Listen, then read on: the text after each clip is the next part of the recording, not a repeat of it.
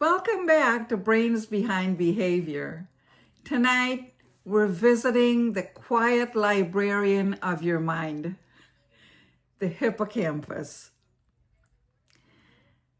If the brain were a city, the hippocampus would be the grand archive, indexing experiences, binding details to places, and filling them so your life has a story, not just moments.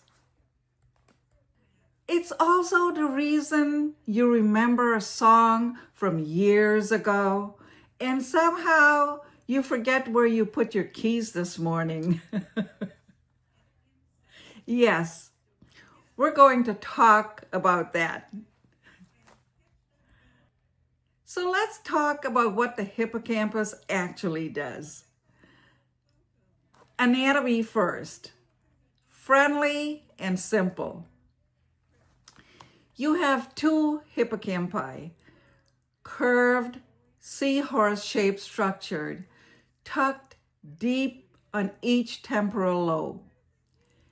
Their core jobs is encode new memories, turning the present into something you can revisit later. Binding details together, the where, when, what, with whom of an experience. Think of it like this. The hippocampus writes the first drafts of your memories. Overnight, while you sleep, large parts of the drafts are reviewed and published across the cortex. A bit like sending chapters to long-term storage. That's why sleep is less of a luxury and more of a memory tool. So why do we remember some things and not others? Memories stick better when they're meaningful, connected to your values and your identity.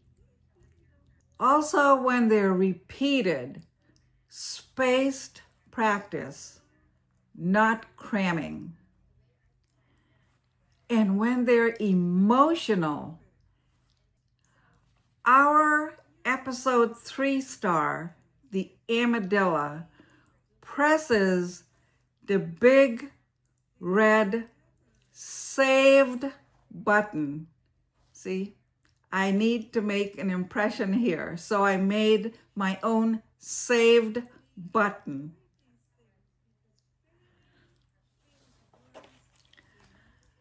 And when the context is rich, the more senses you engage, the stronger the anchor.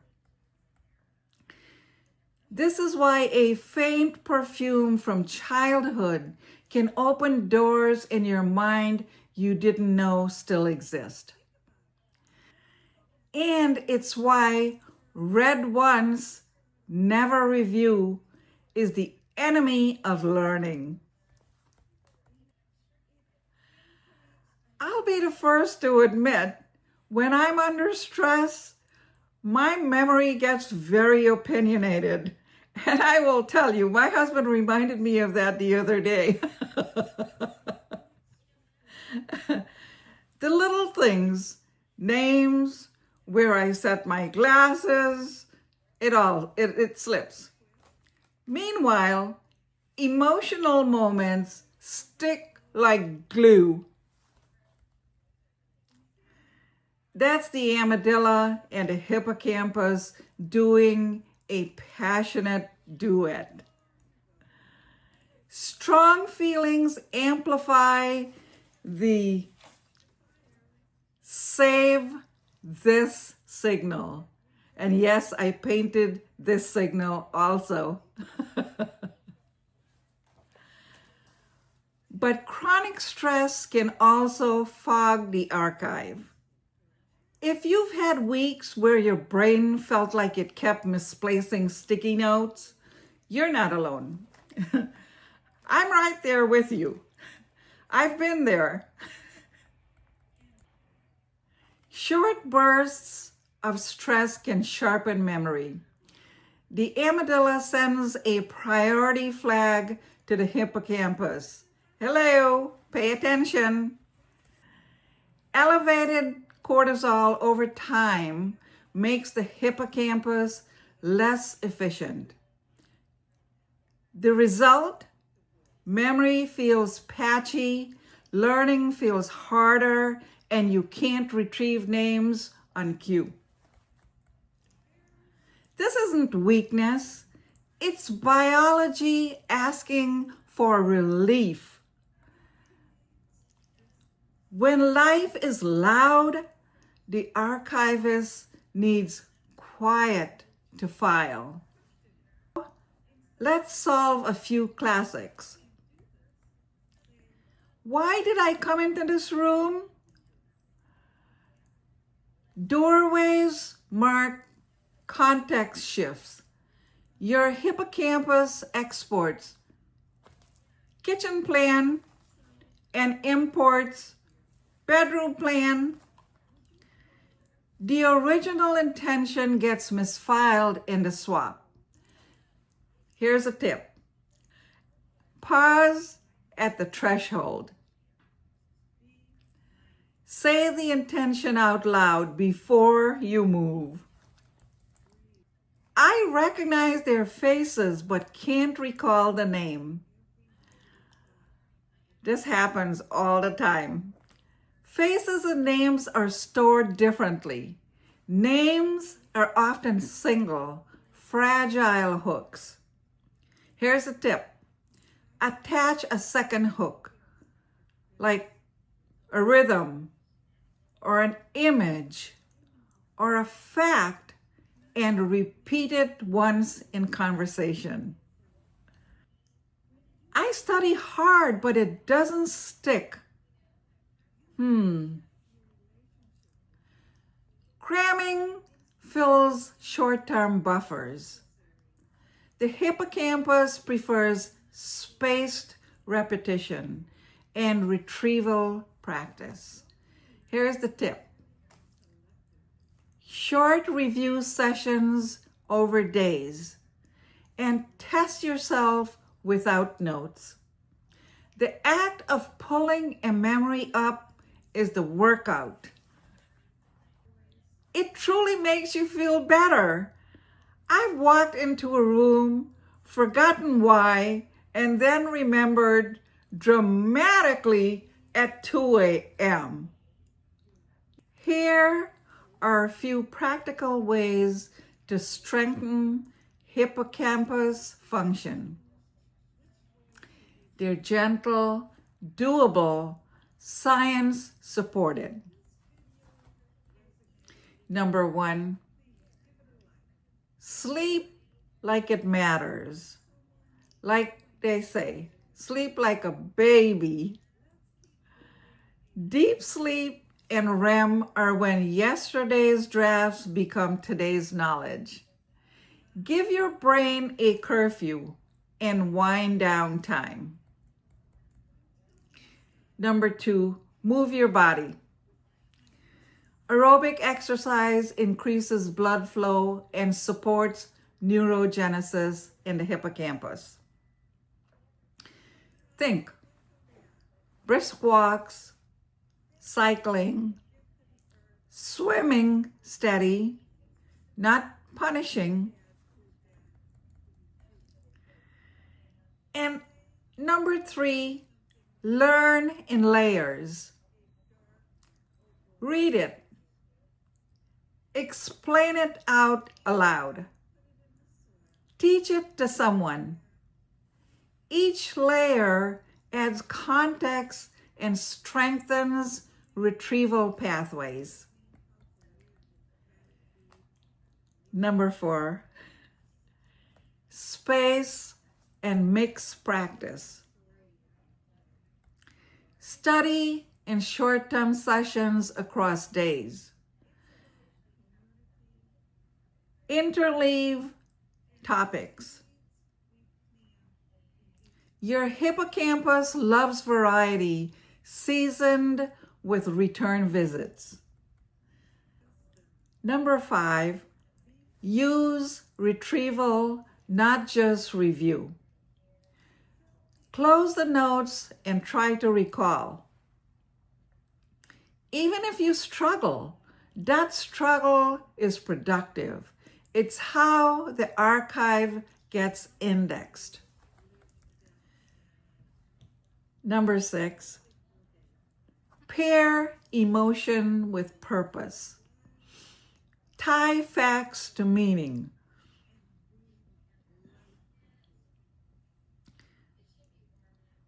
Why does it matter to me? Or to someone I love? Or to the world? Meaning is super glue for memory.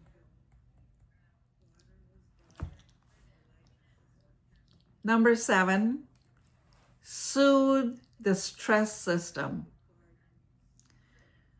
Breathe work, prayer, mindfulness, nature, music, laughter, warm connection. Calm is not a reward. It's the condition for learning. Number 8, eat for steady energy. Real food, hydration, and few blood sugar roller coasters. The archivist works best without glucose whiplash. Number 9, externalize the tiny stuff.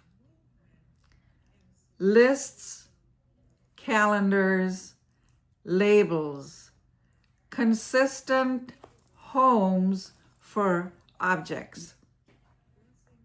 Offload micro details, frees the hippocampus for the good work. The hippocampus also builds maps. Yes, maps. If you've ever pictured a routine in your mind or remembered where the sun sets from your kitchen window, that's the hippocampus magic. Use it. When learning, place ideas in locations. A mental memory palace.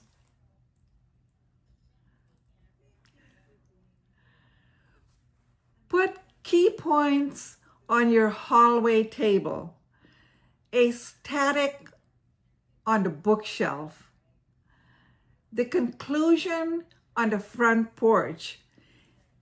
It's playful, but it works. Your memories aren't dusty videos sitting on a shelf. They are living reconstructions. Each recall is an edit pass.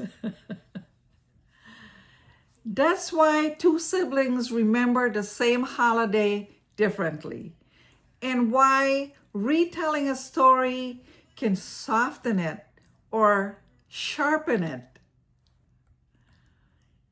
Handle memories with care. Update them with compassion. Let them teach you without letting them trap you. Here are 3 quick practices you can start today. The 2-minute review. At the end of each day, name 3 moments you want to keep. Say them out loud or write them down. This flags the archive. Then we have the teach back. After you learn something, explain it to a friend or to your future self in a voice note. The act of teaching locks the file.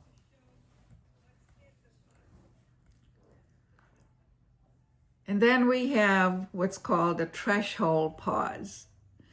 Before switching rooms, apps, or tasks, say the intention. This keeps the thread from slipping through the doorway.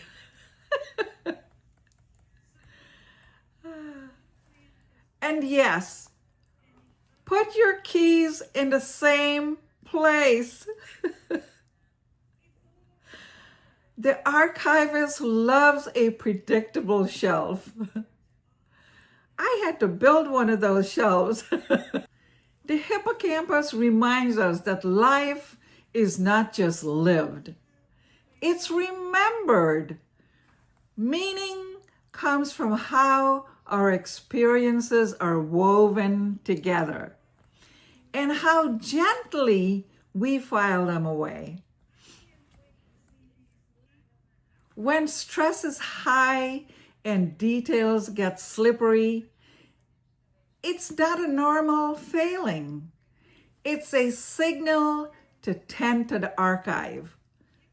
Slow down, breathe, rest, review. Let the librarian catch up.